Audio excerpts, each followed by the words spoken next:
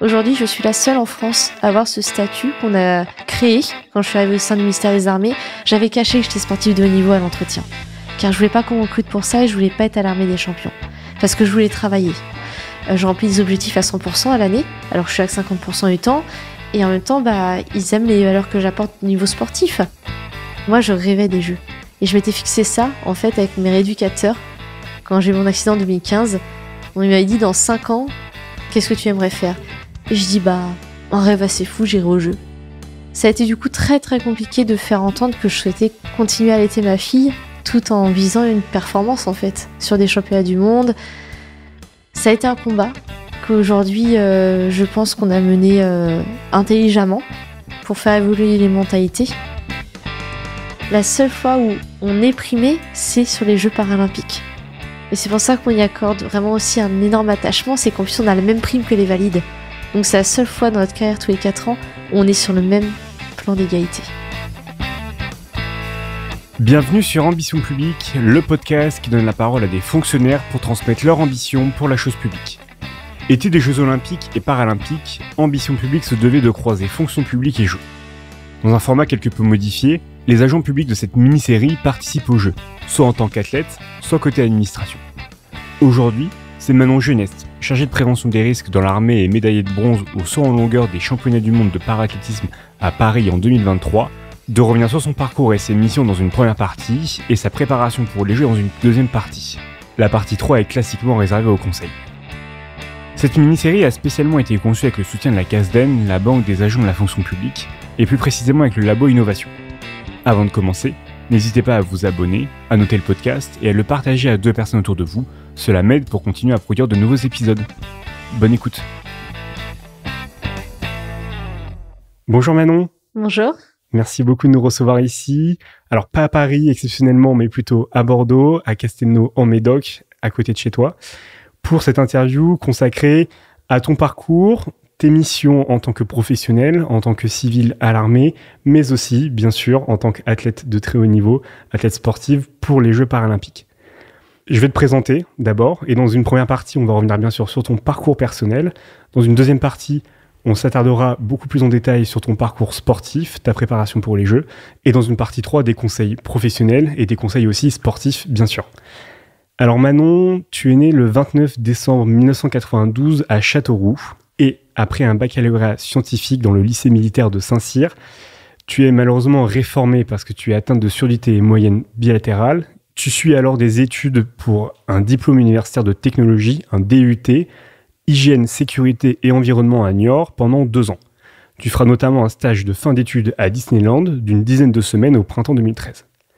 Tu intègres alors l'Institut national des sciences appliquées au centre Val-de-Loire pour une formation de 3 ans, de septembre 2013 à septembre 2016, et tu retourneras à Disneyland Paris en tant qu'apprenti sécurité santé au travail.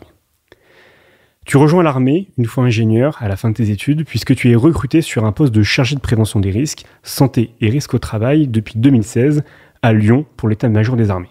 Et tu rejoindras d'ailleurs Bordeaux, en tout cas la ville aujourd'hui dans laquelle on est, Castelnau en Médoc, après les Jeux Olympiques de Tokyo en 2021.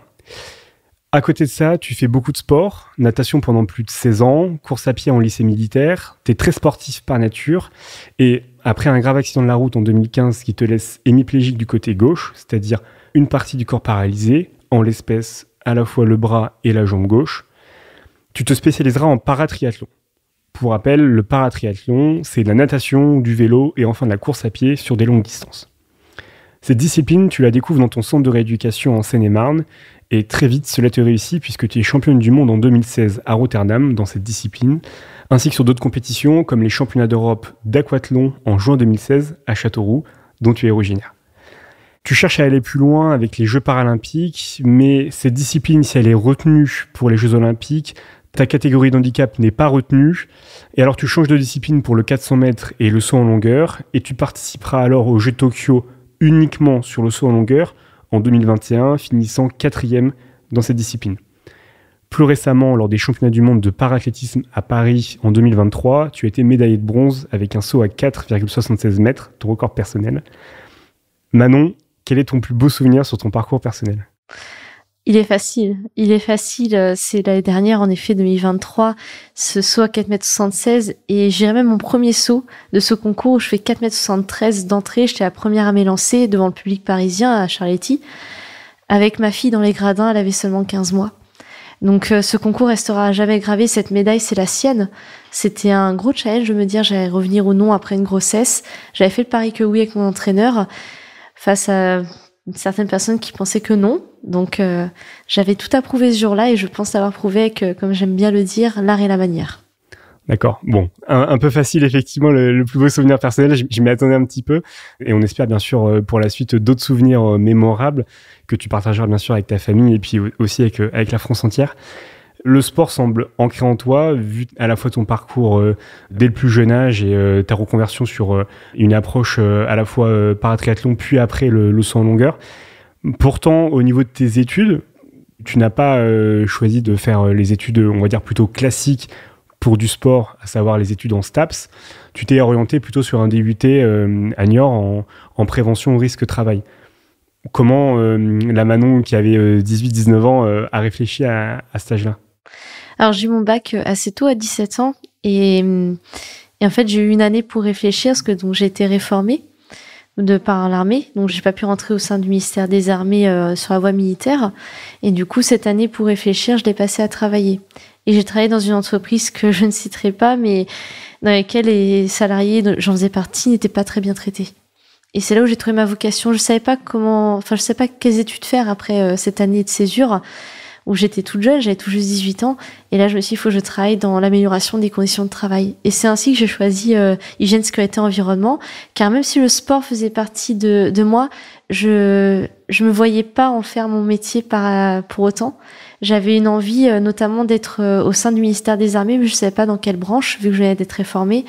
Donc c'était un petit peu difficile à ce moment-là, mais je savais qu'un jour ou l'autre, j'y retournerais. Et donc je voulais choisir absolument une voie dans laquelle je m'épanouirais professionnellement. D'accord, donc tu t'inscris à cette époque-là à Parcoursup et tu t'orientes en DUT à Niort, pas très loin de chez toi d'une certaine manière, parce que Châteauroux, Niort, on est quand même sur un territoire qui est assez proche. Mais qui dit DUT dit normalement 2 ans et c'est quelque chose de très professionnalisant. Est-ce que c'est la révélation lorsque tu fais ton stage de fin d'études à Disneyland Paris, tu vois des nouvelles opportunités et tu as envie de continuer au stade d'ingénieur, ou peut-être même dès le départ, en fait, tu savais que tu allais avoir une approche carrière, 5 ans d'études pour atteindre un niveau de diplôme suffisant pour tes ambitions professionnelles? Alors, il faut savoir que moi, j'ai toujours été une enfant qui n'avait pas confiance en elle. Depuis plus jeune âge, j'exigeais d'avoir 20 sur 20 partout. J'étais première de classe tout le temps. D'ailleurs, j'avais 19, je pleurais, m'a dit ma maman. C'était catastrophique d'ailleurs à gérer.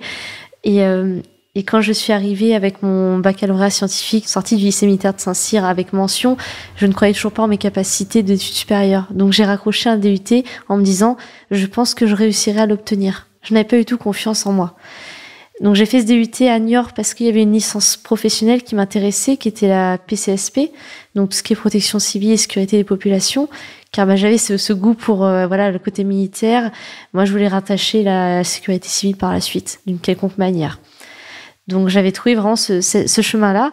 Et c'est vrai qu'à Disneyland Paris, à la fin de mon stage de DUT, mon directeur, qui était mon maître de stage en personne, me convoque et me dit « Manon, c'est tellement dommage que tu t'arrêtes sur une licence, tu as les capacités de faire mieux et je sais qu'il y a une école d'ingénieur qui vient d'ouvrir en alternance parce que toi, derrière un bureau, j'ai bien compris que c'était pas possible pendant 3 ans encore et tu pourrais faire la passerelle vu ton niveau d'études, vu que j'étais major en DUT. » Donc il m'a dit « Essaie le concours, si tu l'as, je m'engage à te prendre pour 3 ans en alternance. » Parce qu'il savait que je me plaisais à Disney, malgré tout. Donc là, c'était une opportunité en or. J'ai passé le concours, la sélection, je l'ai réussi. Et me voilà pour la main, je suppose. Oui. On peut le dire. Et me voilà, directement rattachée à la 3e année d'ingénieur, sans passer par la case prépa. Donc, avec quelques lacunes en mathématiques, forcément, mais un côté très terrain développé et sur lequel je me suis beaucoup basée, qui m'a permis de réussir mon diplôme avec brio et avec une expérience professionnelle en alternance qui n'est pas négligeable, mais un amour pour l'armée qui est revenu aussi assez rapidement. Qu'est-ce qu'on en a retiré de ces 3 années, voire un petit peu plus, même à Disneyland Paris? Je suppose qu'on profite du parc sur son temps libre, mais aussi, bien sûr, on travaille, on a une approche peut-être très terrain encore, puisqu'il y a peut-être même dans ce volet-là de l'animation, des enjeux bien particuliers, des contraintes uniques, peut-être, d'avoir un parc avec un tel brassage de touristes à l'année?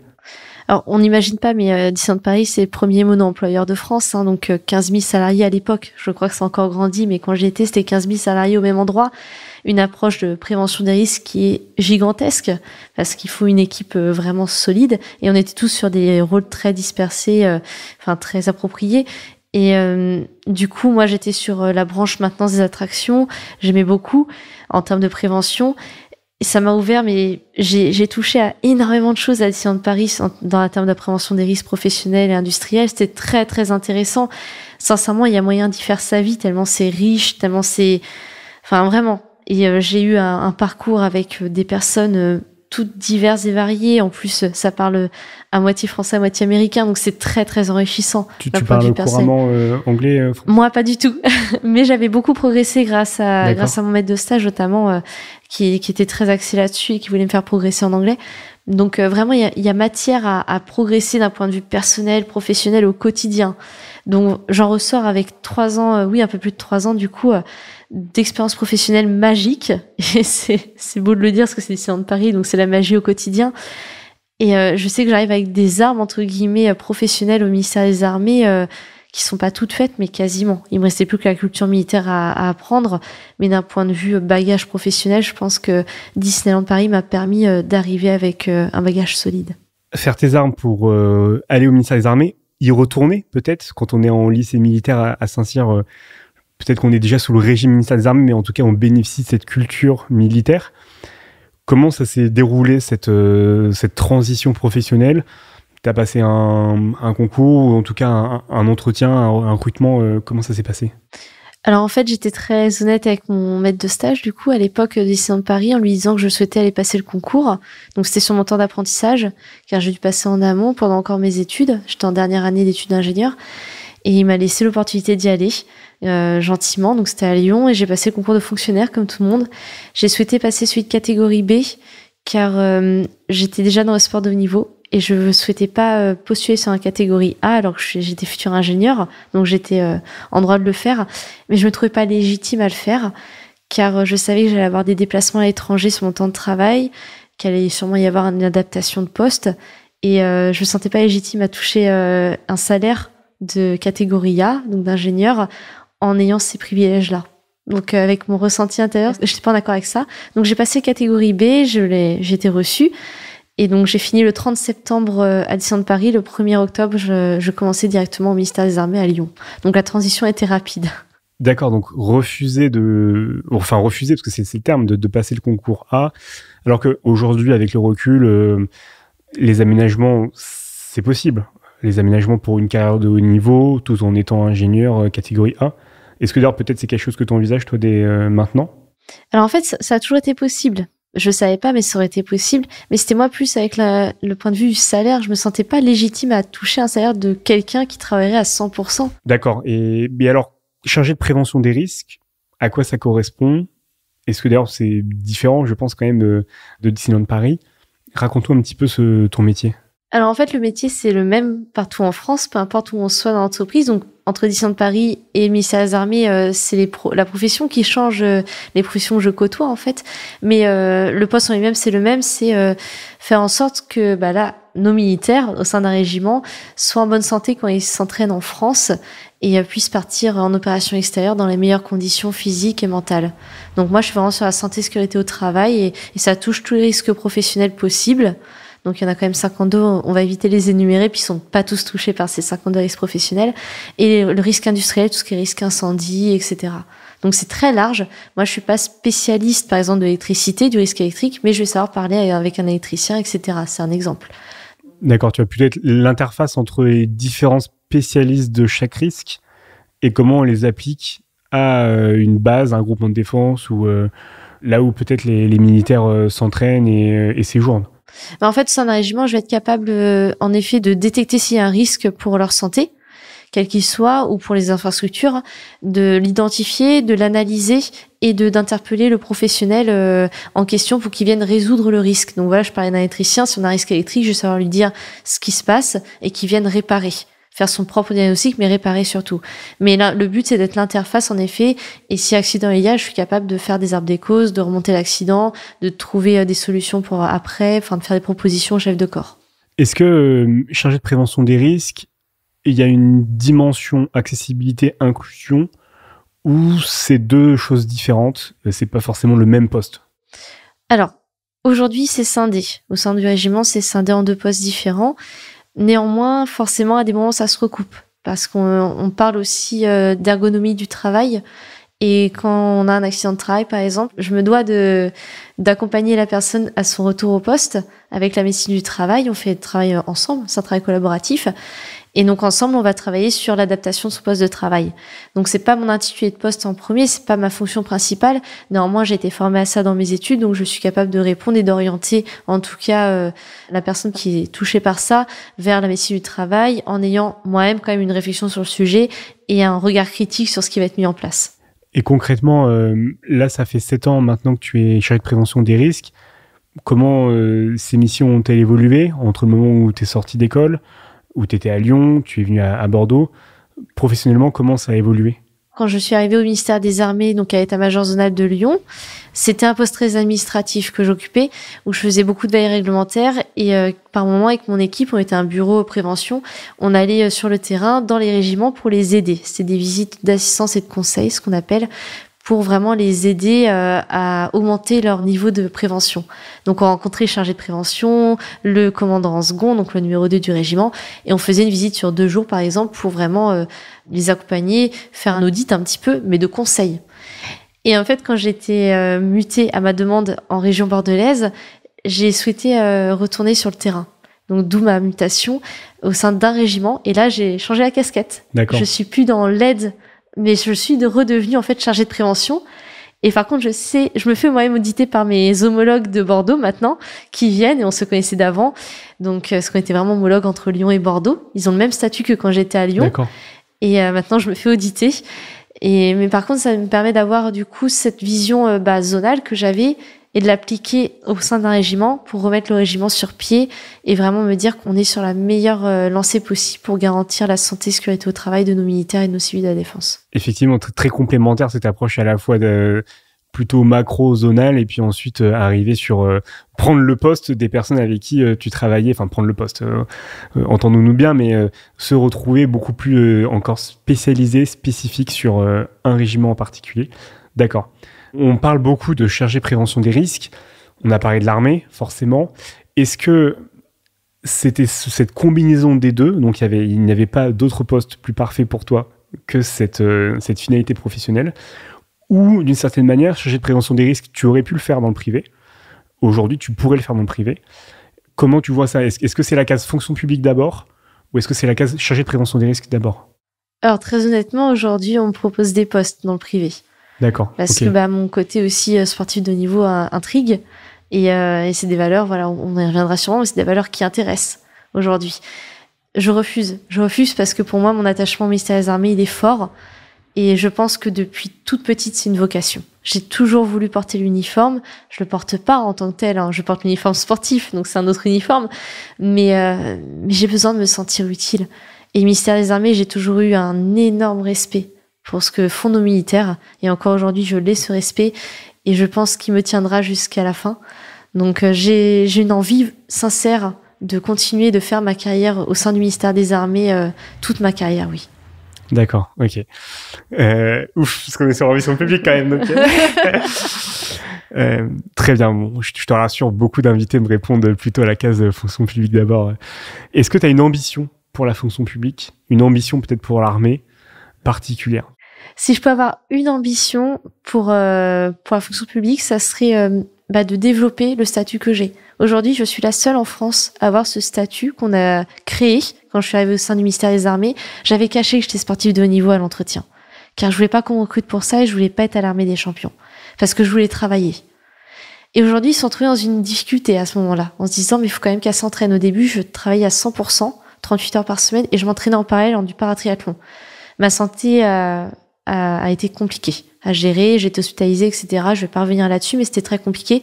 Et le régiment, l'état-major zonal s'est saisi de l'affaire en se disant il y a un sujet. là, il faut qu'on fasse quelque chose, on va créer un poste aménagé.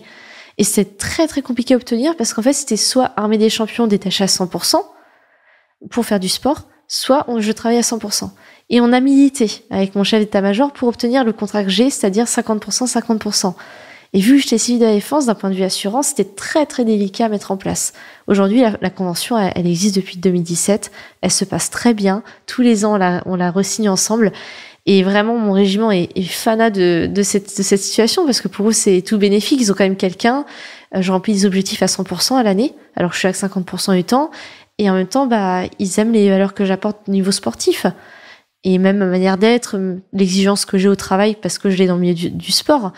Donc bref, et j'aimerais qu'en fait, je sois plus le seul cas du ministère des Armées au niveau national. Pour moi, on devrait développer ce volet-là, car c'est tout bénéfique aussi pour le ministère des Armées. Demain, je vais arrêter ma carrière de sportive. Pas tout de suite. Ouf. Mais quand je l'arrêterai dans quelques années. Ah bah oui, largement même après. J'envisage une autre Olympiade.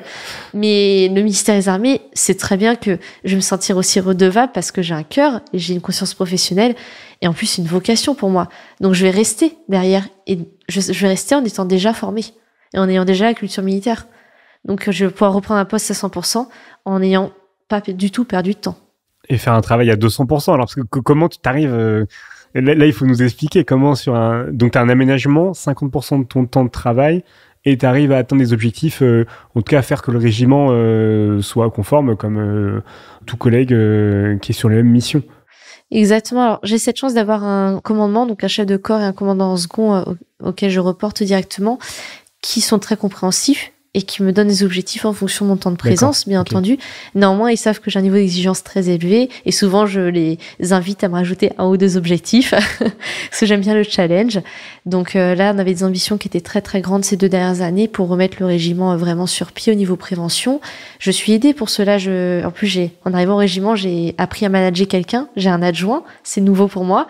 Désormais, j'ai aussi un réserviste militaire à gérer. Donc voilà, c'est un travail d'équipe et ensemble, on arrive à atteindre tous ensemble les mêmes objectifs. Mais je pense que j'ai une conscience professionnelle qui fait que le week-end, je travaille un petit peu. Sur mon temps, entre 2 entraînements, quand j'ai un petit peu de temps, j'ai mon ordinateur et je travaille à distance.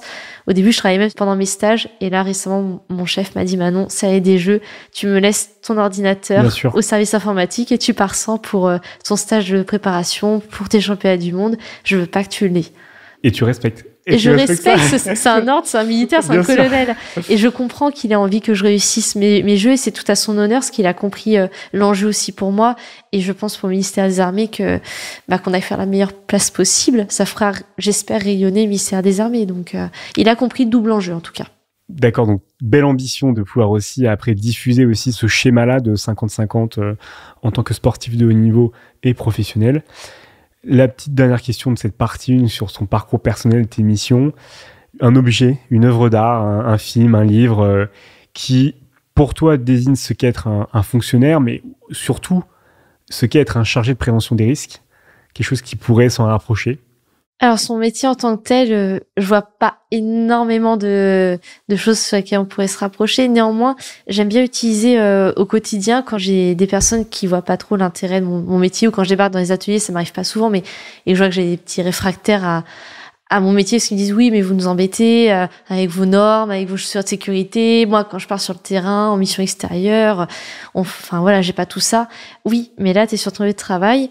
Et rappelle-toi juste une chose, si on a regardé, je sais pas si les gens ont tous regardé Sauver ou périr, qui est un film assez récent pour le coup en plus, où ce pompier de Paris qui est dans l'élite des pompiers quand même, qui était formé pour aller sur un incendie, il avait tous les équipements de protection individuelle, etc. Et ça l'a pas empêché d'avoir un accident très grave, qui a complètement chamboulé, il y a eu un avant, un après pour sa vie professionnelle et sa vie personnelle aussi.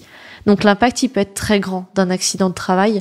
Et donc moi j'aime bien prendre cet accident-là, qui est un film, mais qui parle à tout le monde, parce que certes ça arrive pas tous les 3-4 matins, mais quand ça arrive, les conséquences sont irrémédiables. Interprété par Pierre Ninet, voilà. Si ça peut encore plus convaincre les personnes d'aller écouter après t'avoir entendu parler. Mais d'accord, très bien, merci pour cette œuvre. Et on va pouvoir basculer sur la partie 2, plus en détail sur ton parcours sportif professionnel à l'approche des Jeux paralympiques.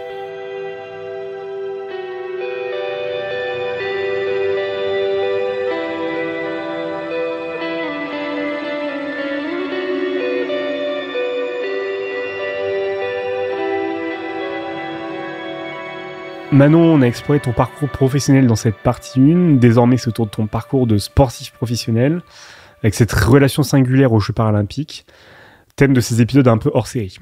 Tu es championne sportive, championne du monde, championne d'Europe et athlète paralympique. Première question, qu'est-ce qu'être sportif de haut niveau, selon toi? Alors ça, je trouve que ma réponse va être très personnelle. Parce que tu as dit selon toi, donc pour moi, une sportive de haut niveau, c'est quelqu'un qui a un niveau d'exigence très élevé envers soi-même, envers son équipe aussi, attention. Moi, je suis très exigeante envers mon entraîneur parce que je souhaite qu'il le soit en échange. Et c'est quelqu'un qui a une rigueur au quotidien dans tous les moments de sa vie, y compris les week-ends, les vacances, parce qu'en fait, on n'a quasiment pas de vacances à l'année.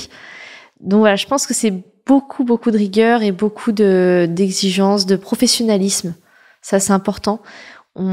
Et surtout en paralympique, c'est pas du social. Moi, j'aime beaucoup faire passer message et ne venez pas nous voir en disant « Oh, c'est bien le pauvre handicapé, il court, il saute en longueur. » Non, je viens faire de la performance. Voilà, moi, je m'entraîne tous les jours pour aller chercher une performance mondiale. Donc, je suis pas dans ce surplus d'empathie, dans cette pitié que je déteste. Donc, non, moi, une sportive de haut niveau, c'est quelqu'un qui a des exigences très fortes envers elle-même. Donc, ça se respecte, je pense. Waouh, ok, d'accord, les termes sont un peu forts, mais c'est vrai que pour moi, travailler aussi dans le sport à la ville, il y a ce côté, quand on est sur le parasport, de toujours faire de la sensibilisation, mais jamais démontrer que ça reste une performance sportive. C'est pas juste animer un stand et dire, bah voilà, on peut faire de la boccia ou on peut faire du basket fauteuil et de sensibiliser, mais c'est aussi, dans l'approche sportive, accompagner le haut niveau, montrer ce que c'est qu'un match de basket fauteuil à haut niveau, montrer ce que c'est que le saut en longueur dans des catégories de handicap. Donc je te rejoins tout à fait un petit peu sur ce... Il faut élever le débat, en fait, élever le niveau sur l'approche paralympique. Et alors, ta spécialité, ton cursus sportif, c'est d'abord le paratriathlon. Tu as réappris un sport que tu avais déjà pu tester, la natation et la course quand tu étais en lycée militaire. Pourquoi ces sports? Qu'est-ce que tu y trouves particulièrement? Tu aurais très bien pu choisir un sport collectif, un sport de raquette, d'autres dimensions sportives. Alors en fait, en centre d'éducation, j'étais 5 mois et demi en centre d'éducation suite à mon accident de la route. Ils m'ont convoqué un jour. Je m'y attendais pas, avec toute l'équipe autour de moi, pluridisciplinaire, médicale et paramédicale. Et ils m'ont dit, Manon, dans 15 jours, tu sors. Et ma première réaction, ça a été, ça fonctionne pas bien, en montrant ma main. Parce que c'est vrai que j'avais pas encore l'usage de tous mes doigts. Et là, ils m'ont dit, on peut plus rien pour toi. Tu seras handicapé à vie. Et j'avais 22 ans. C'est très dur. C'est très dur d'entendre ça. Parce que je pense que dans mon inconscient, j'étais rentrée dans ce centre en me disant, je vais ressortir comme avant mon accident. J'avais pas mis le mot valide sur tout ça parce que j'avais pas cette notion-là à l'époque. Mais j'envisageais pas autre chose. Et ça a été très très rude. J'ai fait une petite descente aux enfers. J'aime bien dire ce mot-là parce que c'est sincère. 48 heures vraiment à broyer du noir suite à cette annonce, à plus vouloir manger, à être vraiment dans le mal. Et j'ai une rééducatrice qui me voyait évoluer au quotidien, qui me dit, écoute Manon, on peut pas rester comme ça. Il faut que tu te relèves. T'es jeune, t'es une acharnée au centre d'éducation, tu fais tous les exercices qu'on te demande, t'en fais même plus, on est obligé de te canaliser. Le constat, il est là médicalement, mais on peut faire en sorte que t'aies envie de vivre, tout simplement. Parce qu'elle a raison, l'envie a été plus là. Mais à 22 ans, c'est quand même dur. Et elle m'a dit, moi, je fais du triathlon dans le club à côté, du centre d'éducation. Viens avec moi. J'ai parlé de toi à mon entraîneur. Il veut bien te rencontrer. Je suis arrivée à voir l'entraîneur du club. Je m'en rappelle toujours, j'avais encore le bras en écharpe. Ce qui fonctionnait toujours pas bien. Et je lui explique. Il me dit, oui, je suis au courant. Et je fais, est-ce qu'on pourrait essayer? Il me dit, viens la semaine prochaine à telle heure. Je dis, mais... Puis je monte mon bras. Il me dit, oui, et alors? Et en fait, c'est la plus belle réaction qu'on pouvait m'avoir envers moi. Je pense à ce moment-là. Je dis, ça va pas poser un problème. Il me dit, écoute, j'ai jamais fait, mais on va essayer. Mais on va s'adapter. Et je lui dis, j'ai jamais recouru encore, j'ai pas nagé, je sais même pas si je sais encore faire du vélo. Il dit, c'est pas grave, on va prendre les choses par étapes et on va essayer ensemble. Et ce monsieur, en 8 mois, il m'a mené sur la plus haute marche du podium championnat du monde. Donc ça, c'est la preuve même qu'une belle rencontre dans une vie, ça peut tout changer, tout simplement. Ok, donc c'est par lui que tu t'es remis au sport, que tu as découvert effectivement comment se pratique le paratriathlon, mais lui aussi l'a découvert. Parce que j'allais te poser justement la question du circuit parasportif. Comment on arrive à un niveau d'excellence? Est-ce que c'est d'abord le club, la structure qui permet de développer la technique, le niveau, ou est-ce que c'est la personne qui déjà en son sein, on va dire, a un caractère inné, a des performances sportives déjà excellentes et va aller chercher la médaille? Alors, je pense que c'est les deux. C'est un travail d'équipe. Donc moi, j'ai fait toute ma carrière de triathlon de 2 ans, qui a été assez courte pour le coup, enfin de paratriathlon, dans le même club, dans un club valide, complètement valide, qui avait jamais eu de parasportif. Et on se posait pas la question au début. Il y avait même pas le mot handisport, parce que on savait pas que ça existait. Et en fait, c'est sur des épreuves valides, où on faisait beaucoup de duathlon au début, parce que je voulais pas nager. J'avais très peur de retourner dans l'eau, et ça a été mon sport pendant des années, pendant plus de 16 ans, et nager sur un bras, une jambe, c'était compliqué à envisager. Et au bout d'un moment, il m'a dit, Manon, il faut qu'on s'y mette. Tu peux pas faire que de la course à pied et que du vélo. Le duathlon, ça a son temps. À un moment, il faut passer au triathlon.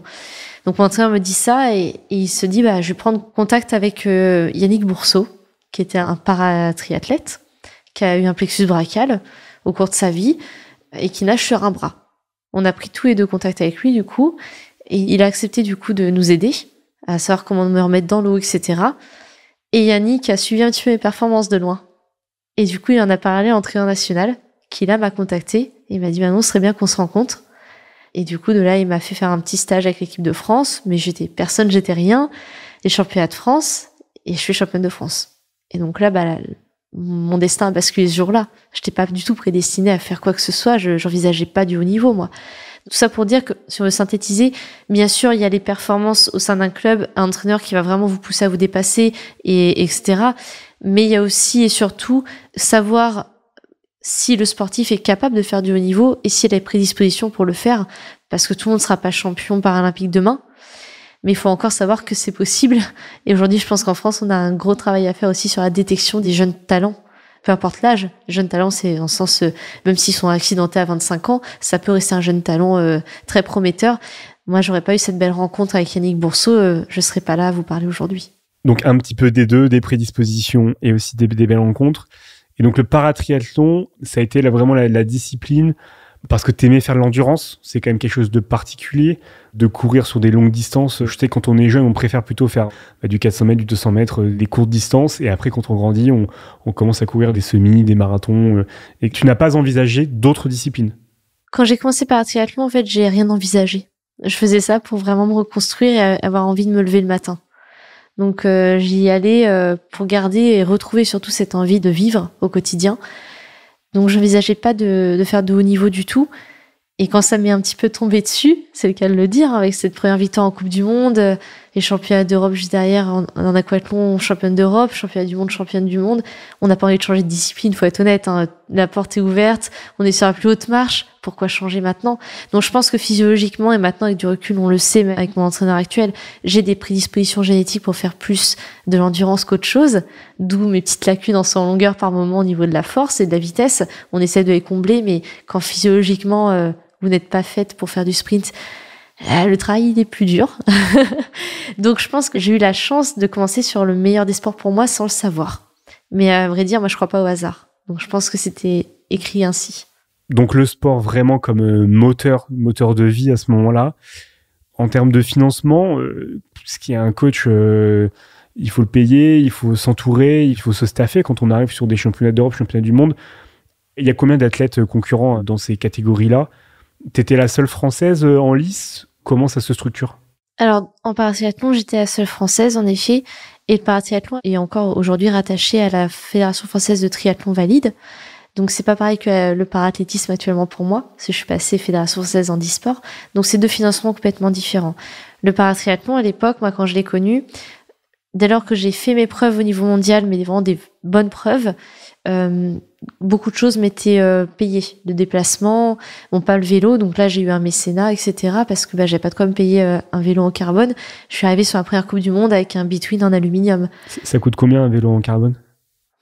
J'ai plus les notions maintenant, ça fait un petit bout de temps que j'ai arrêté, mais celui que j'avais, qui était pas un vélo de course non plus. Un between, c'est ça, du coup? Non, celui que j'ai eu après pour mon championnat du monde, c'était pas non plus la Rolls-Royce, parce que faut pouvoir l'emmener aussi le vélo, et moi j'étais pas très très bonne en vélo, donc j'essayais déjà de pas perdre de place. Donc je pense qu'il valait 1 700 €, ce qui est déjà un budget quand on est étudiante. Hein. Moi j'étais alternante, donc je touchais pas grand chose. Donc là c'était compliqué pour moi de financer. Donc j'ai eu beaucoup de mécénat, j'ai eu beaucoup de chance là-dessus. Et très rapidement, en fait, j'ai eu quelques sponsors suite à mon titre de championne du monde qui ont accepté de me suivre dans l'aventure, même quand je suis passée en parathlétisme. Et aujourd'hui, avec l'approche des Jeux de Paris, on a cette chance quand même d'avoir un financement qui est un peu plus conséquent. Même si, bon, il y a d'autres volets qui sont un peu plus compliqués, notamment quand on est jeune maman, faire suivre la petite avec moi, vu que je l'aide, c'est une partie qui est à mes frais. Mais même ça a évolué très récemment, dans le bon sens.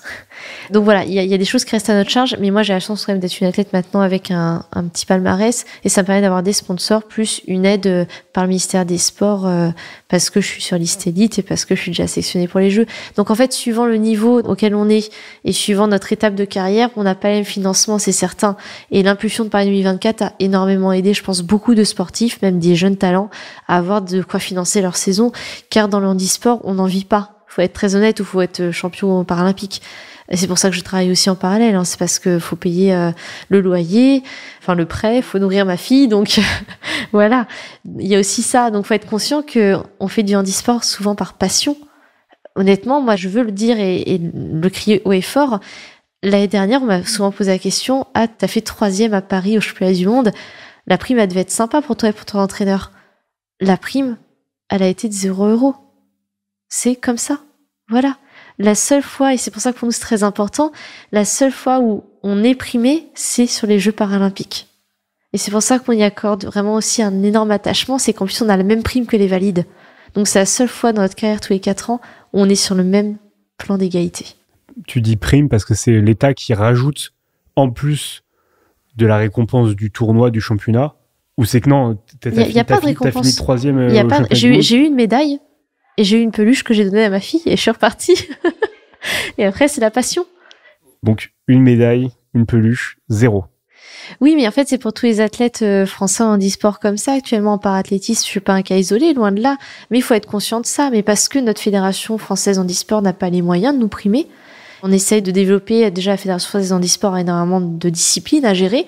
Donc c'est pour ça aussi qu'il y a des choses qui sont à notre charge actuellement pour partir sur des Coupes du Monde ou autres. On doit payer une partie du déplacement, mais parce que la fédération n'a pas suffisamment d'argent, parce qu'on est nombreux. Et c'est une bonne chose, c'est-à-dire qu'on est plein de sportifs à vouloir faire du haut niveau, à vouloir représenter dans différentes disciplines. Mais voilà, il y a aussi le fait qu'on soit pas assez médiatisé. Tout cela engrange le fait qu'ils peuvent pas nous primer par la suite. Fort heureusement, moi j'ai des sponsors en parallèle qui me permettent de payer ma saison. Par exemple, la Casden en fait partie et m'a primé, j'ose le dire, m'a primé sur cette médaille mondiale, et ça m'a fait énormément plaisir. C'est une prime que je n'ai même pas cherchée. Et j'ose le dire, je l'ai divisée en 3 pour les 3 personnes qui m'ont accompagnée sportivement parlant, mon entraîneur, préparatrice mentale et ma préparatrice physique. Je leur ai offert ma prime parce que pour moi, elle leur revenait. Et voilà, heureusement que des personnes comme la Casden aujourd'hui m'aident à récompenser moi aussi mon staff qui m'entoure. Bien sûr. Donc c'était important d'avoir des partenaires solides avec qui, effectivement, tu as à la fois de l'accompagnement au quotidien, et puis aussi quand on décroche une très belle récompense, de pouvoir aussi fêter ça. Quels sont les obstacles que tu as dû sauter, franchir, pour devenir et rester sportif de haut niveau? Les obstacles que tu as affrontés? Honnêtement, j'ai été chanceuse dans ma carrière, j'en ai pas eu beaucoup. Mais j'en ai eu un qui m'a énormément touchée et sur lequel je me suis battue dans l'ombre ces derniers mois, c'est celui de revenir après une grossesse. Je pensais que ce serait plus facile que ça parce que sportivement, ça l'a été. Dès le premier concours de qualification, je fais les minima au premier saut pour les championnats du monde. Donc, assez surprenant, mais j'étais heureuse. Ma fille n'avait même pas 1 an. Et au final, c'est pas ça qui a été bloquant, c'était plus l'acceptation dans les mentalités de l'allaitement pendant un championnat, pendant un stage. Ça a été du coup très très compliqué de faire entendre que je souhaitais continuer à allaiter ma fille tout en visant une performance en fait sur des championnats du monde. Ça a été un combat qu'aujourd'hui je pense qu'on a mené intelligemment pour faire évoluer les mentalités. Souvent c'est 1 ou 2 personnes qui n'ont pas cette volonté d'accompagner le projet. C'est pas une fédération entière, attention, on est un ministère des Sports entier, hein, loin de là. Moi j'ai eu un soutien du ministère des Sports considérable sur le sujet, avec un soutien de Madame la Ministre en personne, et j'ose le dire, je ne m'en cache pas, qui a été incroyable avec moi. Mais c'est pas que pour moi, d'ailleurs, c'est les règles de droit commun qu'on a fait évoluer. Donc pour les Jeux paralympiques, par exemple, tous les sportifs français qui souhaitent allaiter, ou les jeunes parents aussi, d'enfants très jeunes, auront le droit de dormir avec leur enfant à l'extérieur du village, et moi j'en ferai partie. Moi je vais pouvoir allaiter ma fille pendant les Jeux, jour et nuit. Et ça, c'était compliqué pendant les mondiaux l'année dernière. Ça se traduit comment, ces implications, l'allaitement pour ton enfant? Alors en fait, concrètement, ce que j'ai souhaité obtenir comme droit, c'est déjà le droit de pouvoir continuer à allaiter malgré mon retour en équipe de France. Donc pouvoir faire suivre ma fille sur les stages et les compétitions avec un accompagnateur sur quand la compétition est pas très loin et que le décalage horaire n'est pas trop important. Ou 2 accompagnateurs quand il y a plus de décalage horaire, comme là je pars bientôt pour les mondiaux de Kobe, et là j'ai besoin de 2 accompagnateurs vu le décalage horaire et la durée du vol. Et donc l'allaitement, c'est à la demande. En tout cas, moi j'ai choisi ce mode d'allaitement. Donc ma fille, surtout en plein mois de juillet l'année dernière, avait besoin à différents moments dans la journée et ça se prévoit pas. Donc pour ça, il fallait aussi la nuit. Elle été encore la nuit, parce qu'elle se réveillait encore. Donc il fallait que je puisse dormir avec elle. Et l'année dernière, rien que de pouvoir dormir au même endroit que le reste de l'équipe de France avec ma fille, ça m'était interdit. J'avais pas le droit. Donc j'ai dû trouver un logement de moi-même à l'extérieur. Et malgré tout, être là au rendez-vous tous les jours au sein de l'hôtel pour être au sein de l'équipe de France, partager les moments de l'équipe de France, mais en étant détachée de ma fille et la rejoindre à 45 minutes de transport en commun en plein Paris pour aller l'allaiter le soir, la faire dormir et la retrouver entre 2 entraînements à l'extérieur de l'hôtel pour pouvoir l'allaiter dans la rue à Paris, quoi.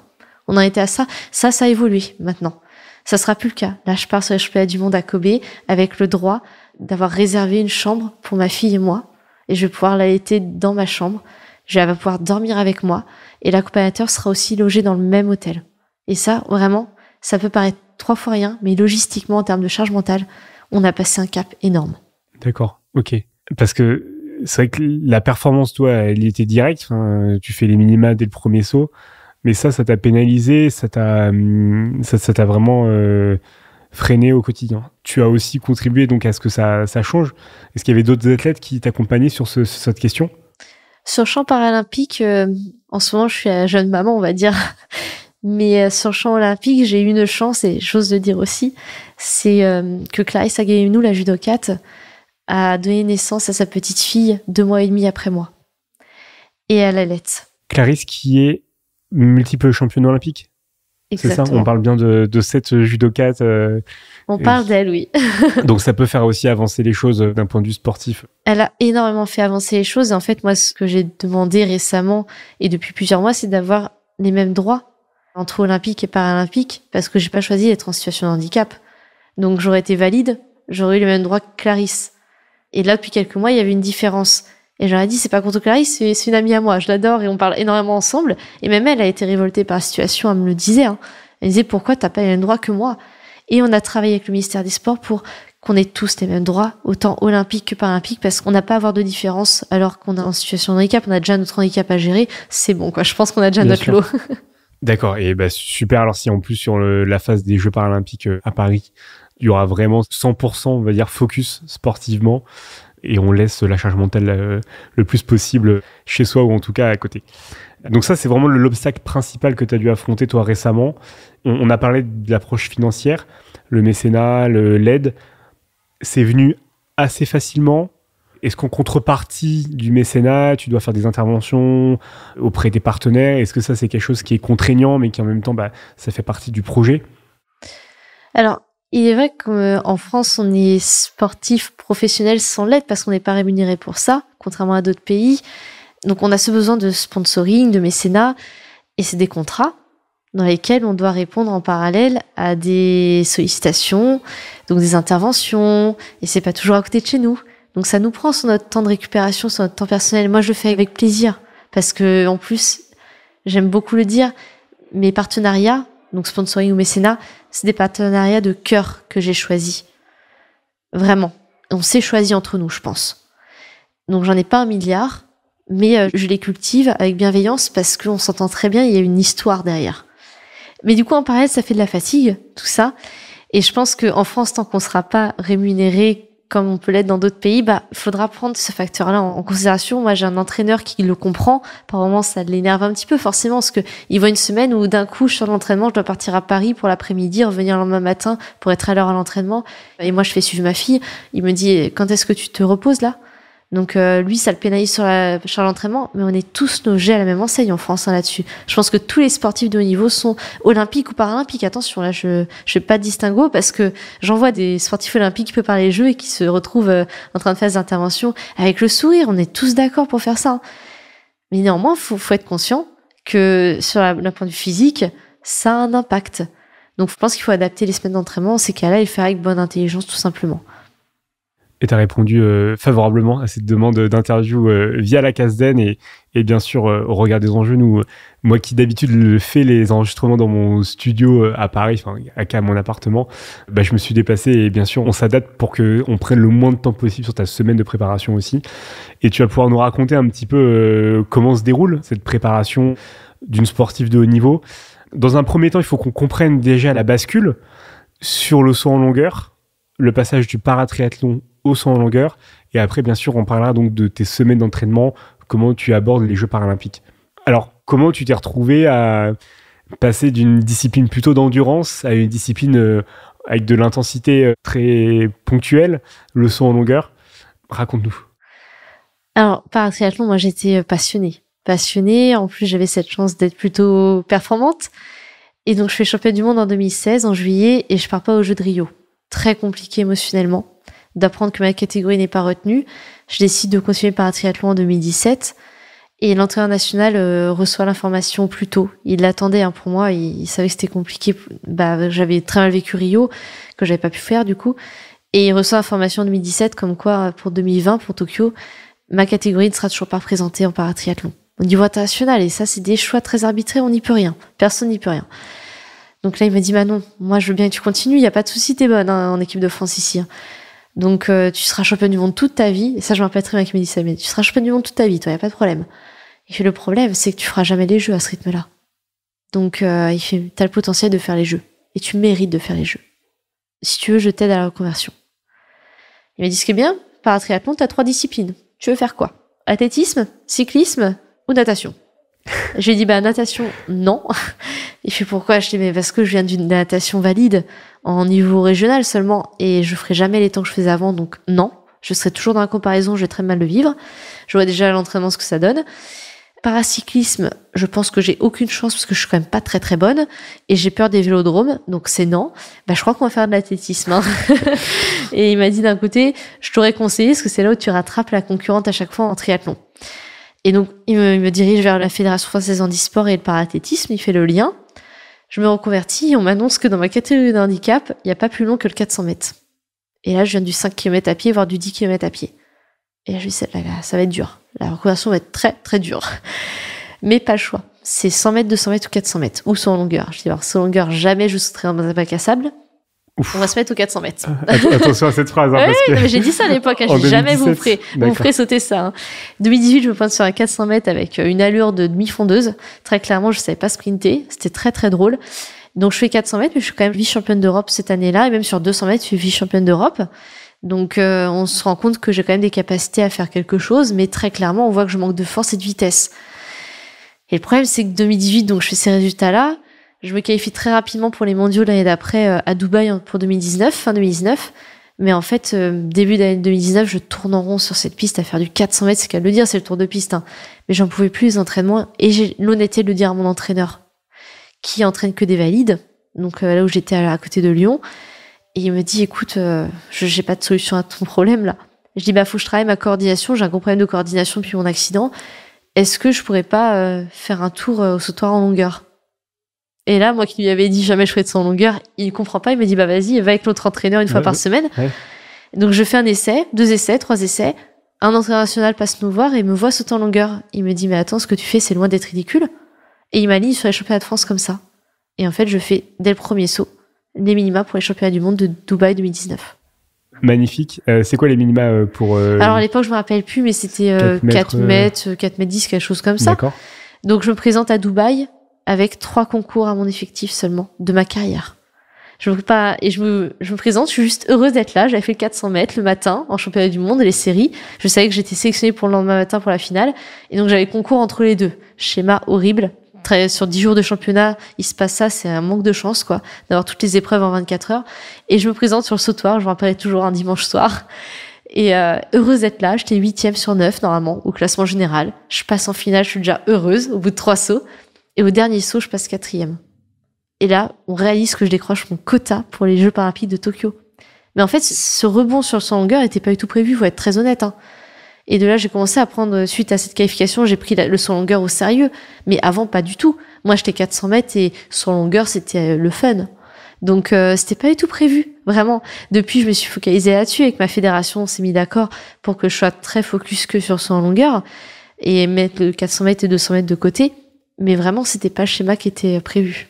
À cette époque-là, il y a d'autres Françaises qui sont sur le saut en longueur parathlétique. Alors en France, j'étais la seule en saut en longueur en T37, donc ma catégorie de handicap. Depuis, Mandy s'est rajoutée à mes côtés, une grande championne du milieu paralympique. Mais à l'époque, j'étais la seule, en effet. Et encore une fois, tu te retrouves à t'entraîner en fait avec des entraîneurs qui ont plutôt la compétence sur valide et qui la déclinent pour toi. Complètement. Mon entraîneur Corentin du saut en longueur, qui m'a emmené jusqu'à Tokyo, ne connaissait pas le milieu paralympique. Il s'est adapté à mon handicap. On a essayé de trouver des solutions ensemble. On savait ce qui faisait défaut chez moi. Et on a travaillé sur les points faibles et aussi sur les points forts pour m'emmener jusqu'à cette 4e place de Tokyo, qui a été dure à encaisser, mais quand même une 4e place à des Jeux. Donc, faut pas en rougir. Donc il a su être bon à faire ressortir émerger, je dirais, ces capacités que j'avais en moi de faire du saut en longueur. C'était pas gagné en 2 ans de temps seulement. Donc, cette transition de discipline, tu le fais pour les Jeux paralympiques. Au fond, quelle est cette différence fondamentale peut-être avec les autres catégories que représentent les Jeux paralympiques pour toi? Parce que tu pourrais très bien, et cette phrase elle est assez quand même troublante, tu peux être championne du monde tous les ans en paratriathlon et pour autant ça ne te satisfait pas. C'est bien que du côté des Jeux paralympiques, il y a un petit plus. Les Jeux paralympiques, comme les Jeux olympiques, je pense c'est une fois tous les 4 ans et c'est le Graal dans une carrière. Déjà d'y participer et encore plus d'y faire une médaille. Donc, bien sûr, j'étais heureuse d'être championne du monde. Aujourd'hui, je le suis plus.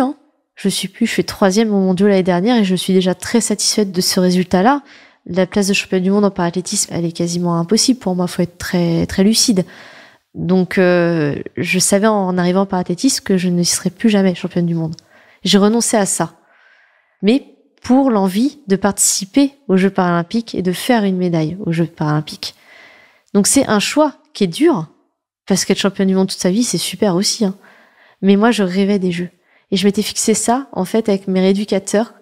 Quand j'ai eu mon accident en 2015, on m'avait dit, dans 5 ans, qu'est-ce que tu aimerais faire? Parce que souvent, les 5 ans de l'accident, c'est quelque chose. C'est là où on est stabilisé, où on est consolidé. Et je dis, un rêve assez fou, j'irai aux Jeux. Et je les ai faits. Donc c'est fou. Mais c'était aussi le rêve d'une accidentée de 22 ans. J'ose imaginer l'appel téléphonique à tes rééducateurs pour leur dire « Bon, écoutez, voilà, j'ai tenu ma promesse, ça a dû être quelque chose. » Mais tu viens de dire que tu ne serais pas championne du monde en athlétisme, en saut en longueur.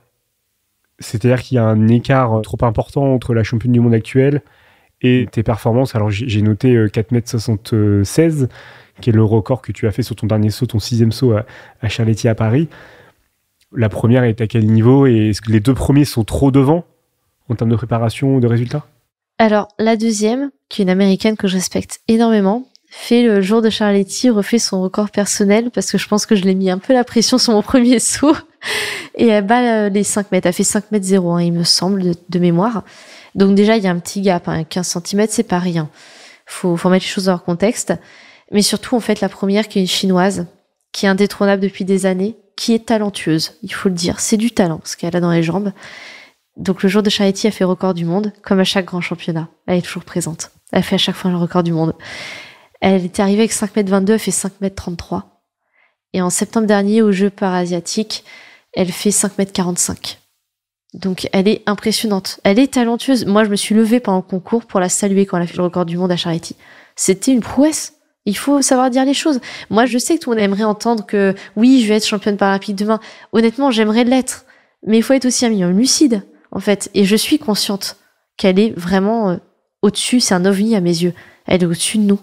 Après, un concours reste un concours. Il peut y avoir des événements pendant un concours. Hein. Il peut se passer une blessure, il peut se passer un jour sans pour elle, il peut se passer un jour très pour moi.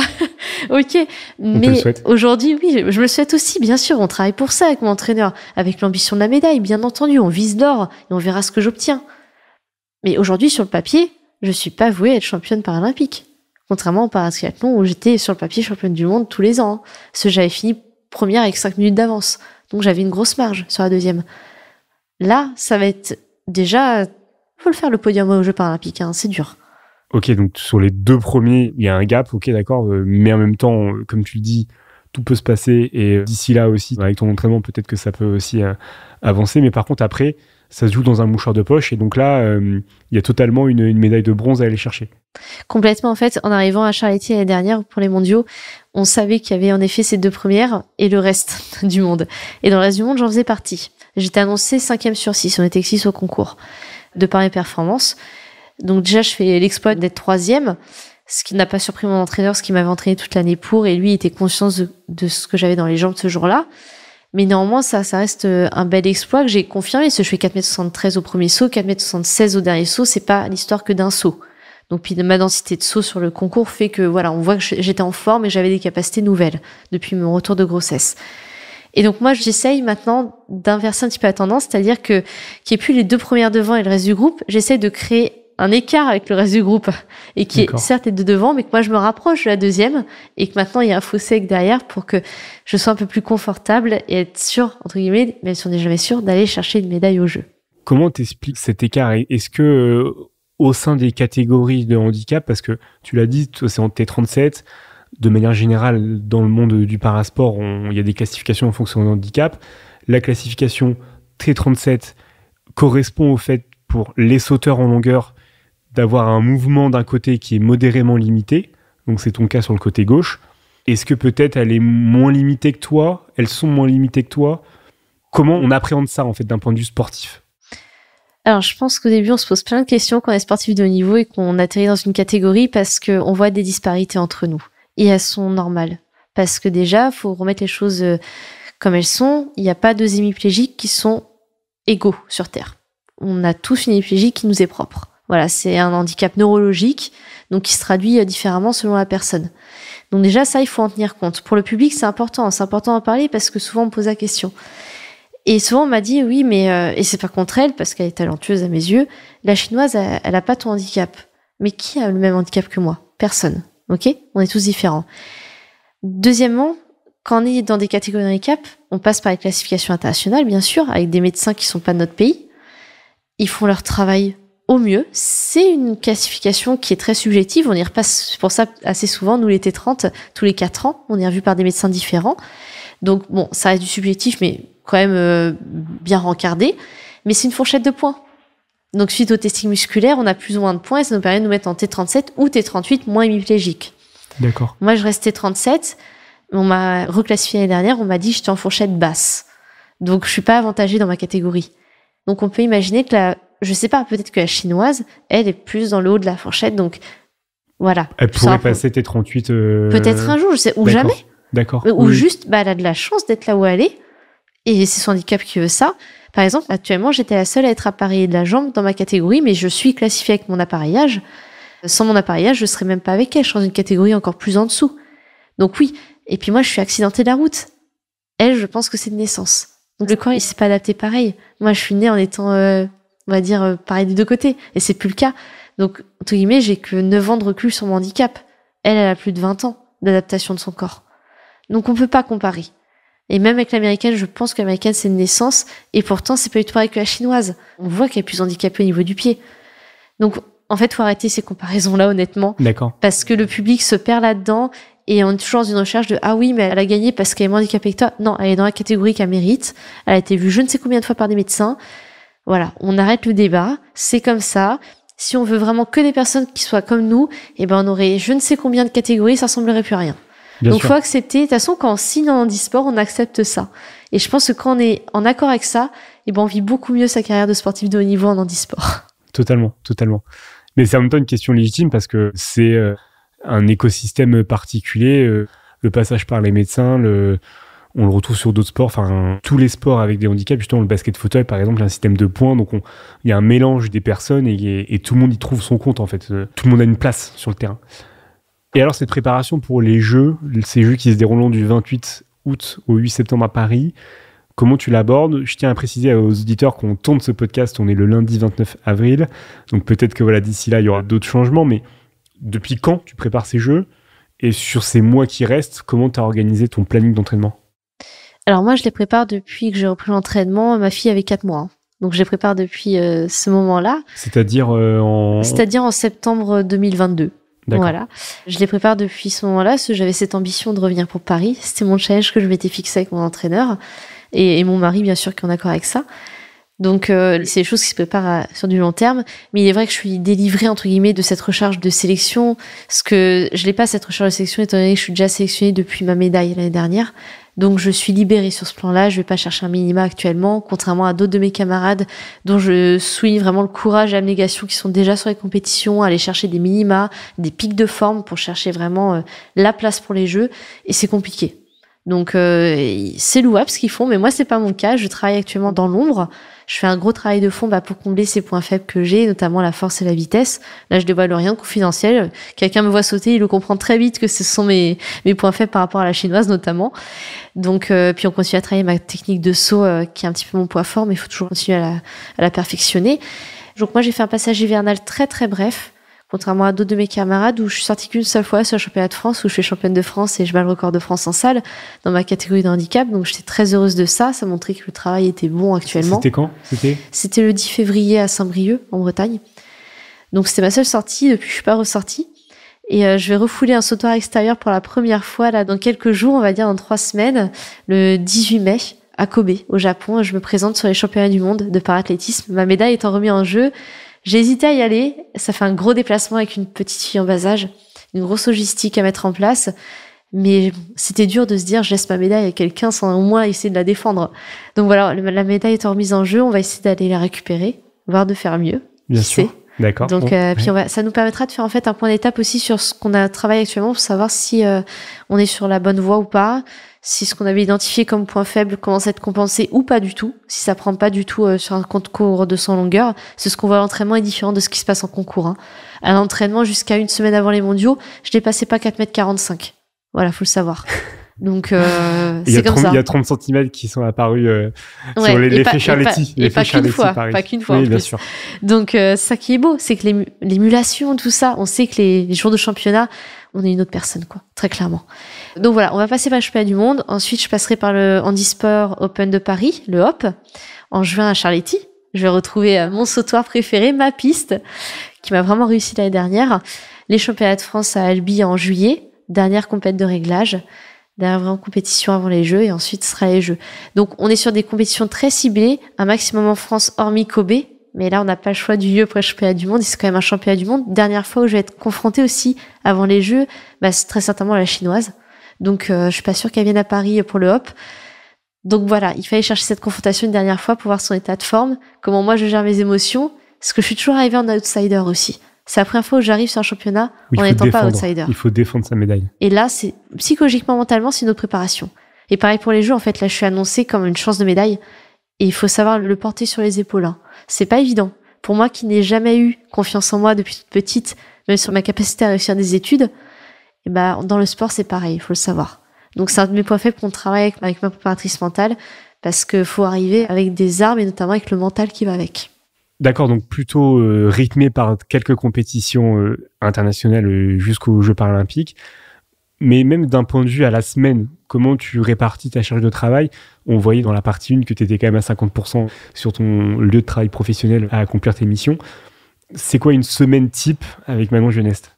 Alors une semaine type, c'est pour faire très simple, le matin à l'entraînement, le midi en soins 2 fois par semaine seulement, sur 2 pauses déjeuner, et l'après-midi au travail.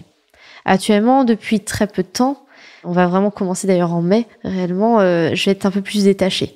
Je vais plus autant travailler parce que mon commandement est sensible au fait qu'il faut que je prépare des Jeux. Là, c'est plus des championnats du monde seulement, ça va être des Jeux. Donc, je vais avoir davantage de temps pour m'entraîner, voire un détachement total sur juin, juillet, août. Donc, après, je reviendrai à 100% au travail à mon retour des Jeux. Mais voilà. Donc la semaine, elle va évoluer. Tu reviendras à 100% vraiment ou 50% Non, je vais... D'accord, tu retourneras sur un schéma là, une bonne pause en tout cas. Peut-être que t'auras peut-être pas fait une overdose des jeux, hein, mais peut-être que physiquement, t'auras envie pendant 3-4 mois de relâcher cette pression-là du rythme, c'est ça? Après les jeux, je l'ai vécu après Tokyo, j'ai eu besoin de me concentrer sur mon travail à 100% pour mieux retrouver le goût de la piste. Parce que c'est très sollicitant des jeux. Émotionnellement, c'est dur. C'est dur, faut le savoir. C'est beaucoup de plaisir, mais c'est aussi très dur. Et d'ailleurs, je sais que le ministère travaille sur le burn-out du sportif après les jeux. Parce que non, mais c'est un sujet qui est pas pris en considération, mais pourtant, moi après Tokyo, je l'ai vécu. Je l'ai vécu à beaucoup pleurer pendant plus d'un mois. Et sans vraie raison. Mais je pense que c'est beaucoup d'accumulation, beaucoup de choses. Et voilà, en tout cas, moi, je me redirigerai complètement vers le régiment qui est au courant de mon souhait de travailler vraiment à 100% pour eux au retour des Jeux, en gardant bien sûr une activité sportive en parallèle, mais moins soutenue, au moins pendant 1 ou 2 mois, pour me ressentir en fait comme quelqu'un de normal. Et c'est important. C'est important de pas perdre, de garder les pieds sur terre. Ouais, totalement. Et d'ailleurs, c'est marrant que tu parles du burn-out du sportif, mais il y aura très certainement peut-être des burn-out professionnels à l'égard de tous ceux qui préparent les jeux depuis 7-8 ans. C'est quand même une usine assez importante avec beaucoup d'interactions entre les différentes collectivités, les différents acteurs. Et à mon avis, il va y avoir un après-coup assez compliqué à gérer. Mais les sportifs, c'est encore quand même autre chose. On est sur un niveau d'intensité encore plus important. Je n'oserais pas comparer quand même professionnellement les personnes qui travaillent sur les jeux et ceux qui vont les faire, vont les accomplir. Et donc, pour revenir à cette semaine type, chaque matin, tu as ta séance. Tu peux nous donner un petit peu de concret sur comment on prépare, comment on s'améliore sur du saut en longueur ou c'est déjà un peu trop secret? Non, il n'y a rien de secret, mais en fait, je pense que ça dépend de chaque sportif. Moi, je peux pas m'entraîner plus d'1 fois par jour de par ma pathologie. Je fatigue beaucoup trop vite et nerveusement, en fait, il y a des risques de blessures. Donc, je m'entraîne que le matin, c'est pour ça que j'ai pas plus d'entraînement. Et étant donné que j'ai quelques lacunes en vitesse et en force, actuellement, on travaille beaucoup sur du travail de vitesse. J'ai aussi des musculations. Il y a 2 jours par semaine où j'ai de la musculation actuellement, avec une préparatrice physique qui fait que ça, qui est diplômée en haltérophilie et qui est une ancienne athlète sur du triple saut et du saut en longueur. Donc c'est pratique, elle sait où on va. Et après, on a une séance technique de longueur actuellement. Bientôt, on sera à 2. Donc, puis de la résistance à l'effort, malgré tout, faut pas oublier qu'il faut tenir un concours avec 6 essais, avec de la tension nerveuse, donc faut être capable cardiaquement de tenir. Donc, faut pas négliger ce point-là d'après mon entraîneur. Donc, moi, j'ai une confiance aveugle en mon entraîneur, donc je peux pas en dire davantage parce que lui, il a ses plans jusqu'au jeu. Je veux même pas les connaître. Moi, j'arrive à l'entraînement avec le sourire le matin. Je lui dis, bon, qu'est-ce qu'on fait? Et puis, on y va, quoi. D'accord, ok. Donc, voilà, la semaine type de Manon, c'est ça. Et le soir, bien sûr, on se repose. On est bientôt à la fin de cette partie 2 sur les jeux. Forcément, j'ai en face de moi une sportive. Est-ce que selon toi, le sport, il est assez valorisé dans la fonction publique et même de manière plus générale dans la société? On est en 2024, c'est la grande cause nationale, certes, mais tu as un peu plus de recul quand même, toi, en tant que sportif, depuis maintenant plus d'une dizaine d'années à haut niveau. Comment tu vois cet objet qui est la politique publique sportive? Moi, je trouve qu'en cette année de Jeux Olympiques et Paralympiques, on est fiers de nos sportifs et on nous le fait savoir. Il n'y a pas plus grande récompense en fait pour nous que de voir un ministère des Armées qui nous met à l'honneur dès qu'il y a possibilité. Là, j'ai vu qu'il y en avait qui avaient été aux Invalides récemment. Enfin, c'est des choses, c'est marquant pour nous. Moi, j'ai eu un général qui s'est déplacé au régiment pour me féliciter de ma médaille. Un général avec beaucoup d'étoiles sur les épaules. Et ça, je pense que oui, on peut dire aujourd'hui que la société est quand même reconnaissante et consciente de la valeur de ses sportifs. La grande cause nationale n'y est pas pour rien non plus. Pour moi, c'est une belle image. C'est important ce qui vient d'être fait là cette année. Cette grande cause nationale, elle a du sens. Elle a du sens. Pour que ça soit pas que certaines entités comme la fonction publique, mais que ce soit vraiment une grande cause nationale, sur la société qui prenne conscience de tout ça. Donc, je pense qu'on est sur une bonne approche. On est sur une bonne évolution. Et j'espère, au fond de moi, que l'héritage, il sera beau de tout ça. J'espère que ça va pas s'essouffler après Paris, parce que c'est notre grande peur à tous. Autant en tant que sportif qu'en tant qu'encadrement des sportifs, la peur, c'est que tout s'essouffle le lendemain de Paris. Et ça serait tellement dommage. On a tous mis du cœur dans ce qu'on fait actuellement et dans ce qu'on va faire à l'avenir pour que ça s'essouffle. La grande cause nationale, j'espère que il y aura un héritage de ça aussi. C'est important qu'on prenne conscience que tout ça a un sens. et que c'est important même pour la vie des Français de faire du sport au quotidien. J'ai déjà dit, on va pas tous être champions paralympiques ou olympiques demain, certes, mais on peut se donner des années de vie en plus en faisant un petit peu de sport tous les jours. Donc, quand la société sera capable de se dire qu'après Paris 2024, il y a un après qui va être beau et qui va être sportif, moi, si on me dit ça et qu'on me le garantit, mais j'ai déjà gagné mes jeux, en fait. Ouais, et tu signes, quoi. Tu continues sur Je signe complètement. la scène sportive. Dernière question. Tu l'avais eu en 2015, ou est-ce que tu te voyais dans 5 ans? J'ai envie de te poser la question, où te vois-tu dans 5 ans, dans 10 ans même? Alors, toujours au ministère des Armées, j'espère. En ayant évolué professionnellement, j'espère aussi passer catégorie A. Donc, c'est à l'étude, en tout cas. Et j'espère enchaîner sur une Olympiade, là, sur Los Angeles 2028. Bon, je pense qu'après 2028, j'aurai fait mon temps. Et je pense que je serai entièrement dédiée à la fonction publique en tant que professionnelle et j'arrêterai le sport de haut niveau. Je serai sûrement, par contre, me connaissant active dans le milieu associatif, notamment pour le sport pour tous. Ça, c'est quasiment certain. Je ne sais pas sous quelle forme encore, mais je pense m'investir. Mais oui, dans 5 ou 10 ans, je serai à mon poste. Je ne sais pas si je serai encore chargée de prévention, mais en tout cas, je serai encore au ministère des Armées et j'espère avoir évolué. D'accord. Et peut-être même aussi dans le coaching, dans l'associatif, mais pour redonner et peut-être être une Yannick pour une prochaine ou un prochain athlète. On va pouvoir basculer sur la partie 3, sur tous les conseils professionnels, mais aussi les conseils sportifs, bien sûr, que tu peux donner à nos auditeurs.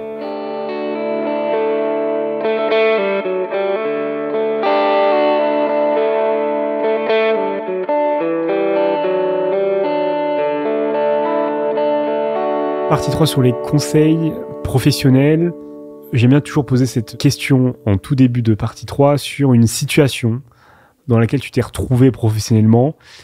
Tu as dû faire face à un problème et tu aurais aimé savoir en amont un petit peu comment appréhender cette situation difficile. D'une certaine manière, derrière, c'est de nous donner un conseil un petit peu, comment j'aurais dû m'y prendre. J'ai une situation qui m'a énormément marquée, c'est celle de mes débuts au ministère des Armées, où je veux tout mener de front en voulant bien faire, en voulant peut-être trop bien faire au détriment de ma santé et en voyant pas les alertes de ma santé, en refusant de voir que mon corps était en train de flancher et jusqu'au matin où je suis pas arrivée au travail. Et ça a alerté mes collègues et ils m'ont retrouvée du coup chez moi inconsciente et je pense qu'on a été trop loin. On a tous été trop loin parce que il y avait des signaux et ça c'est dur à 23 ans de se dire qu'on retombe là-dedans, surtout déjà. Donc en tant que jeune professionnel, je pense qu'il est important, c'est bien d'avoir un niveau d'exigence, bien sûr, d'avoir une conscience professionnelle aussi, mais attention. Et je pense que le conseil que j'aurais aimé avoir, c'est préserve-toi Manon. T'es pas une machine en fait. Ton corps est une belle machine, il faut savoir l'entretenir et le préserver. Donc attention, on t'en demande pas autant que tu en fais. Et ça nous convient comme ça. Tu peux nous en dire un petit peu plus sur ces signes? Est-ce que c'est un burn-out que tu as fait Non, alors moi, c'est pas vraiment un burn-out en soi, parce que je pense que je cumulais travail à 100% et sport à 100%, donc ça, 200%, c'est pas viable. Et le week-end était dédié complètement à la pratique sportive. Le matin, j'étais à 6 heures dans l'eau. Entre midi et 2, j'allais soit en soins, soit faire du vélo pour m'entraîner en paratriathlon. Et le soir, j'allais courir. Et tout le week-end, je comblais le manque d'entraînement pour rester à haut niveau. Donc c'était juste qu'il y avait un manque d'adaptation et vraiment je fais pas un procès à l'armée parce que ils avaient pas les solutions à l'époque pour mon statut et j'étais consciente de ça en signant. Donc je suis responsable de ce qui s'est passé, ils n'y sont pour rien. Attention, qu'on se méprenne pas là-dessus. Ils ont toujours essayé de m'alerter pour le coup, de me dire t'es sûr que ça va fonctionner et c'est moi qui disais oui, j'arrivais tous les matins avec le sourire. Je pense que je me suis voilé la face sur mes capacités ma santé, elle pouvait pas tenir en fait. Et je voulais pas le reconnaître que j'avais peut-être plus aussi la même santé qu'avant mon accident. Donc ça, c'était plus un travail que je devais faire sur moi-même avant tout. Et ça, l'armée pouvait pas le faire à ma place. Et donc, t'as tenu combien de temps? Ce rythme-là? Ouais. Avant que ma santé vraiment mette un stop, ça n'a pas duré longtemps au final. 3 mois. 3 mois de surmenage. Mais avec le sourire. Mais j'étais vraiment heureuse de faire ce que je faisais. C'est que tu l'as pas senti venir, d'accord, ok. Non, après, puis j'étais consciente et heureuse de le faire. J'étais vraiment entièrement responsable de ça. Parce que tu vivais, en fait. Tu vivais à travers cette double activité. Oui, j'étais bien dans mon poste, en plus. J'étais très, très bien et je voulais faire plaisir à mon chef de section. Mais il en demandait pas tant. Il me l'a toujours redit. Il m'a dit, Manon, j'attendais pas autant de toi. Ce que tu faisais, c'était déjà très bien. pourquoi tu t'es mis cette pression? Pourquoi tu as voulu toujours dépanner tes collègues, etc. Je pense que c'est dans ma manière d'être. Donc, mais attention, ouais. Aujourd'hui, je pense que je ne referai pas la même erreur, surtout maintenant que je suis maman. Je fais attention. D'accord, donc sur cette situation, c'est se préserver, être capable de détecter les signaux d'alerte un petit peu, alors même que on trouve beaucoup de sens à faire ce qu'on fait. Est-ce que, peut-être sur un ton un peu plus joyeux, des conseils sportifs, mine de rien, on parle quand même à une championne du monde, on parle à une athlète qui prépare les Jeux pour une deuxième fois, à l'auditeur sportif, qu'est-ce qu'on peut lui dire? À l'auditeur non sportif aussi, qu'est-ce qu'on peut lui dire? Alors, je dirais qu'il faut continuer le sport ou s'y mettre si on n'est pas sportif. Alors, encore une fois, on ne deviendra pas tous champions du monde, mais c'est pas le but. Le but, c'est d'avoir une bulle d'oxygène dans la semaine. Ce soit 1 fois, 2 fois, 3 fois, chacun son rythme. D'accord? Idéalement, oui, faire 30 minutes de sport par jour, c'est vraiment l'idéal. On est d'accord. Et c'est pas forcément aller courir, hein, c'est faire de la marche active, éviter de prendre les transports en commun et monter les escaliers plutôt que l'ascenseur, hein. On est d'accord. Mais vraiment, pour moi, le sport, je pense que c'est une bulle d'oxygène. Et dans un monde, ou dans une société où aujourd'hui, professionnellement, on le sait, on nous en demande toujours plus, bah, il faut s'octroyer cette bulle d'oxygène. Elle est importante. Moi, j'arrête pas de le dire à mon mari et il le fait et je suis heureuse de ça. C'est important. Et d'ailleurs, je le vois quand il a passé de temps à faire de sport, il est irritable à la maison. Donc, je pense que ça a parlé à beaucoup de monde. Et moi, la même, hein, quand je suis en arrêt sportif pour X raisons, sur la fin de ma grossesse, j'étais un peu irritable parce que j'avais plus ma dose, quoi. Donc, vraiment, c'est important. C'est important pour le bien-être physique et mental. Donc, voilà, il faut s'y mettre en tout cas ou continuer si on y est déjà. Tu prêches un convaincu de toute manière. mais j'espère que voilà, certains auditeurs vont passer le cap ou en tout cas vont continuer à maintenir un haut niveau d'intensité. Des conseils peut-être aussi sur comment mener une vie pro, une vie sportive, pro aussi, mais une vie personnelle accomplie. Comment on peut mener de front ces 3 champs? Alors déjà, c'est possible, je viens de le dire, parce que je suis épanouie sur les 3 plans, autant professionnellement que sportivement, qu'en tant que jeune maman et jeune épouse. Donc c'est possible, mais ça demande beaucoup de rigueur et d'organisation au quotidien, car on passe d'une casquette à l'autre. Donc voilà, le matin je me lève, je suis la jeune maman qui va préparer son enfant, la déposer chez la nounou. Ensuite je rentre, je me change, je me mets en tenue de sport. Ensuite je vais en kiné. Ensuite je vais au travail et je reviens pour reprendre ma casquette de jeune maman jusqu'à temps qu'on aille se coucher. Donc oui, c'est beaucoup de transition, c'est beaucoup d'adaptation. Mais c'est possible.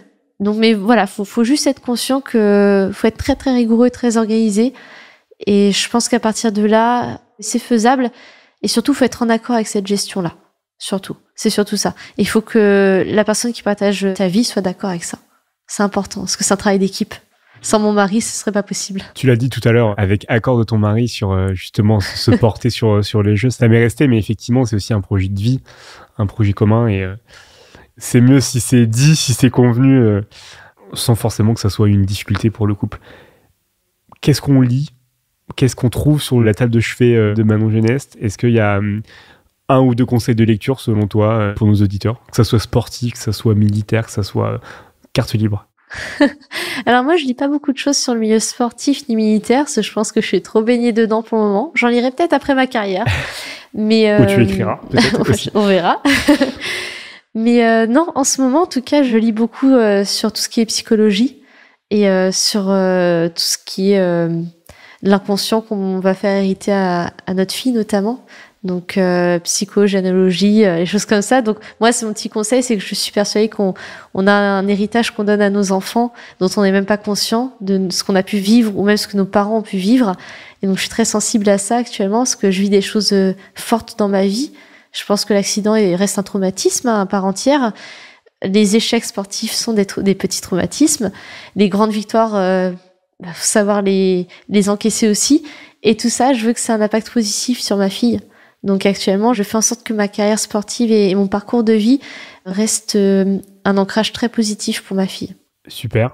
On est arrivé à la fin de ces 2 heures. Tu pensais, en arrivant, tu m'as dit 2 heures, mais qu'est-ce qu'on va raconter pendant 2 heures? Je pense qu'on a exploré beaucoup de choses. Est-ce que tu as un dernier mot? Hormis que j'aime la fonction publique et c'est sincère et que si je pouvais, vraiment, je ferais, je pense, total don de ma vie au ministère des Armées. C'est vraiment sincère parce qu'ils me le rendent bien et ils nous le rendent bien, mon mari et moi. Donc, et merci à nos forces armées de faire ce qu'ils font au quotidien. Super, tu pouvais pas mieux tomber sur Ambition Publique qui aussi rend honneur à la fonction publique et dans toutes ses formes, armées et aussi bien sûr civiles. Super, merci Manon. Et alors, tu passes quand pour les Jeux Paralympiques? Quand est-ce qu'il faut qu'on soit derrière notre télé ou même peut-être au bord du stade pour te voir concourir? Eh bien, écoutez, pour moi, ce sera 1er septembre, session du soir. On n'a pas encore l'horaire, mais ça sera entre 19h et 22h, la veille de la rentrée scolaire. Donc, je pense qu'on peut se mettre un petit pense-bête le dimanche soir, dernier moment en famille avant d'attaquer une belle année. On le rappellera en tout cas sur les réseaux sociaux d'Ambition Publique et je pense que effectivement tous les partenaires aussi seront derrière toi et l'armée aussi d'une certaine manière quand même. Merci beaucoup Manon pour ton temps. Merci. À bientôt. Si vous avez aimé ce podcast, n'hésitez pas à le partager autour de vous, à le liker et à activer la cloche pour rester au courant des nouveaux épisodes. Qui dit épisode spécial dit remerciements spéciaux. Merci à Alexandre Vaugou, responsable du labo innovation fonction publique à la CASDEN, qui m'a accompagné sur place à Castelnau de Médoc, ainsi qu'à Quentin Bourgeois, qui a spécialement édité cet épisode. Aussi, vous pouvez retrouver plus d'informations sur les réseaux sociaux et me soutenir pour continuer à produire des épisodes en donnant sur la page Tipeee d'Ambition Publique. Toutes les informations sont dans la description. Enfin, surtout, n'oubliez pas, votre ambition pour la fonction publique ne fait que s'enrichir, donc continuez à vous renseigner et je vous dis à bientôt pour un nouvel épisode.